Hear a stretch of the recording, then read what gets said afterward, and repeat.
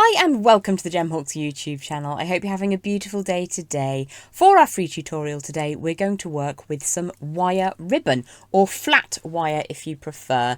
Now, I was off in storage looking for some 1mm or 18 gauge silver wire, which I still haven't found, but what I did come across was this flattened ribbon of wire. Now, I'll give you the explicit dimensions of this when we head down to the board, but this is what we're going to make today. Really quick to make, ever so easy, and if you too have a stash of this wire ribbon, you might like to find a use for it also. Let's head down to the board. I must have had this ribbon for about 9 or 10 years, and it measures 5mm broad by 1mm thick. And it has a really nice texture on it, but you don't have to use a textured one if you don't want to, or you could even hammer some texture in on a block if you prefer. Let's take a look at the earring. So these are unbelievably simple, very quick to make, absolutely suitable for complete beginners, and I hope that you will enjoy them. I think they're really cute. So the wire ribbon we're using measures 5mm by 1mm, and I have cut two identical lengths. Each of these measure 4 inches or 100mm. Now, when you are cutting a wire ribbon, make sure that you have cutters that are up to the job. My Beautiful Beadle Pro flush cutters absolutely will, but you could also check out some kind of steel wire cutters as well. Just be careful with your cutters. So I've got those two pieces of wire ready to work with. The only tool that I would most highly recommend for this job are these memory wire finishing pliers. Now, since I came across these a couple of years ago now, I have been absolutely in love with them. They kind of do everything that you can do with a standard tapered round nose plier, but what you also get is the usage as if you have a pair of mini bail makers. So if you have bail makers, those will also work. What we're going to do is to start off on the 2mm pin of my memory wire finishing pliers, or the smallest pin on your bail making pliers. What we're going to do is to start bringing that wire around as if we're creating a spiral. Now, you will want to go a little slower because more power occurs closer to the box joint than it does further away. So what can happen is that your spiral will form looser on the outside. So you can flip that over and move in the alien direction, the other way round, just to smooth that out. Another thing that you can do is to just press the larger tine, the one that you're not using, and just press that in a little bit to close that spiral up. So you've got a couple of ways in which you can make sure that that is neat and tidy. So if I hold it in a really weird fashion, you'll see that if you just turn it around to the other side, you'll get a nice even central curve on that. Effectively, it's a spiral. So let's just pop that pin back in and then start rotating that around.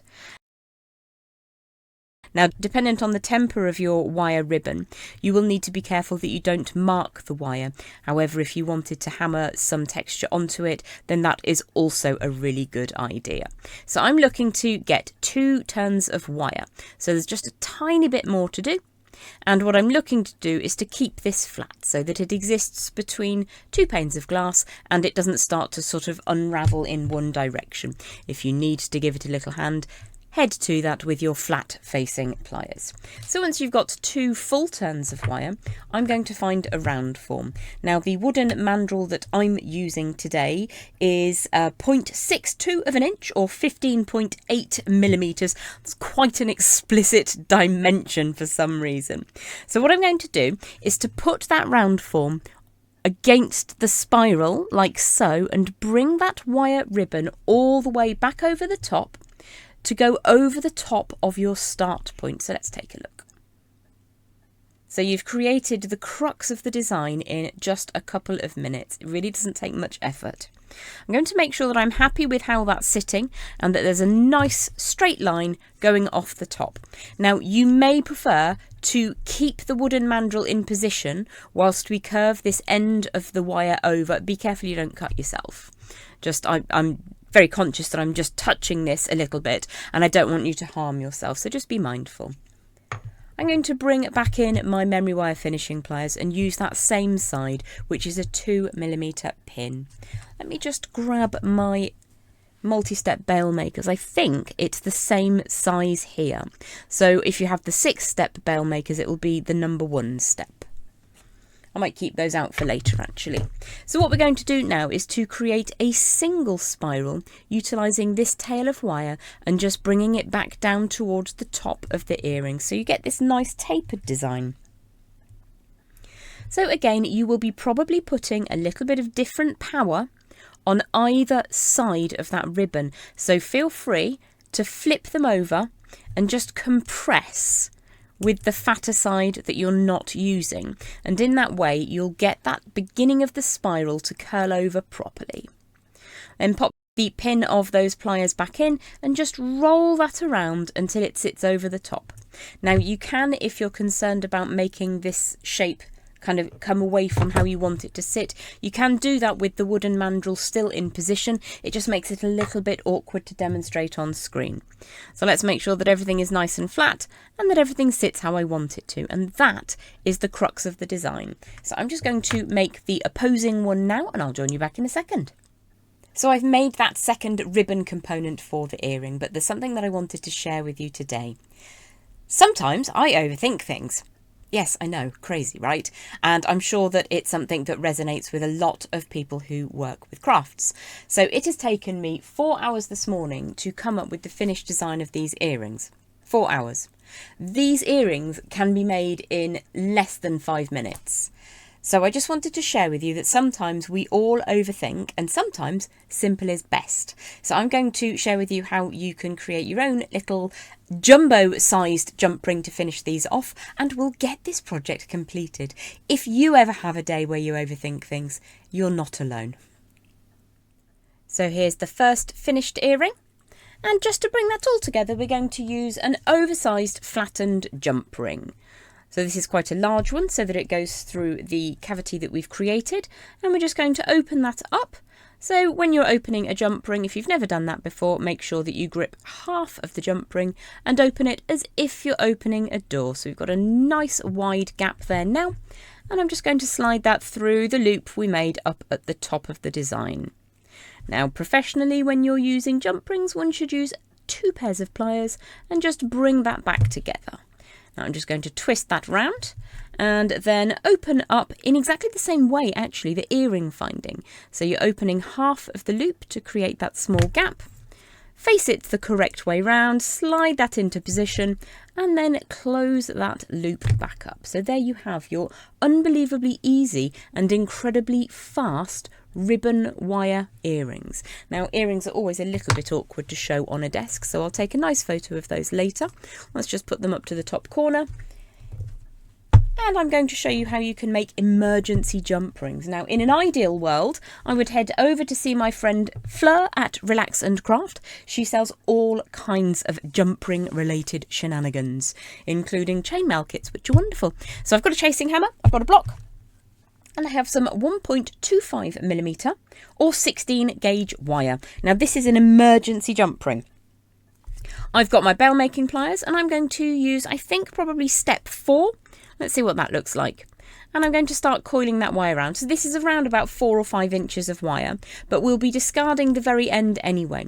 I'm going to start rotating my pliers around to create a close spiral that is the same size all the way along. So it's not an expanding spiral, as is added to a lot of my jewellery. It's a spring. So I'm just going to be very mindful that I don't mark the wire as I open and close these bail makers, just to make that spring. It's a little bit loose, but I'm not overly worried today. Then I'm going to use my professional flush cutting pliers, or flush cutters if you prefer, and I'm going to pick the point at which the wire starts to stray from that perfect round, and I'm going to use the flush side to get a really nice flush end. It's cold, my ring has spun around again, sorry. So what we're going to do now, we've got the flush ends just here. We're going to move one ring in, put the flush cutters in the opposite direction, and we're going to create a flush cut on the other end of that piece. And you can just trim a tiny section off the end so that you repeat that design. You get a nice flush end to the wire, turn your cutters over, make sure you line them up, and then you've got 2 emergency jump rings. Now, if you are using this technique, you will need to make sure, because these are not saw cut, a saw will take the tiniest sliver of wire out of the middle, where even if you try to get as close as you possibly can, there's always going to be a gap. So let me show you.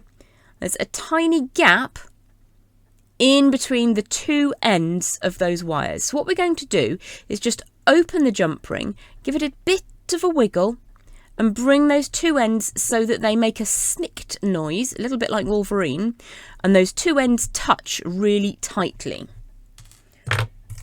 What we're going to do now is to pop that onto the block and give it a bit of a squish. Now, because wire, when it is hit, tends to expand outwards, it will open up that gap again, so we'll need to reclose that gap in just a second. It's actually much better if you can tape the jump ring in position whilst you hammer it, because it's much less likely to bounce around. So you can see again there's a little bit of a gap. So what we're going to do is open the jump ring, give it a bit of a wiggle, and you'll be able to bring that reasonably close back together so that you can get a little bit closer when you close that up.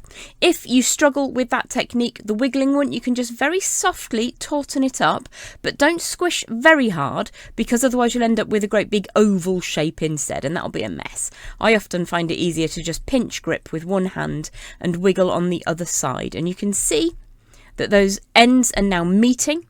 You may not be able to pick it up on the microphone from here because it's about 6 inches away, but there's a lovely snicked noise now as those 2 ends intercept each other, and that's what we're looking for. Will make your jewellery just hang together. Now, one of the reasons that I don't mind using unsoldered components like jump rings and simple loops in earrings is that I would much rather, if this gets caught on something, or if a small human grabs it, or your cat or whatever, that I'd rather the earring gave way than your earlobe. So when I'm creating designs that are to be worn in the ear, I tend to create a little weakness in there. So I hope that you have enjoyed today's easy ribbon wire earring technique. Thanks so much for watching here at the Gem Hawks YouTube channel. I hope that you've enjoyed that. I know that I'm going to enjoy wearing these. Every time you like a video, it helps me to be seen. If you subscribe to the channel, it costs you nothing. Neither does giving the video a hype. Don't forget to leave me a comment if there's something you'd like to see in the future, and I'll see you all soon. Bye bye.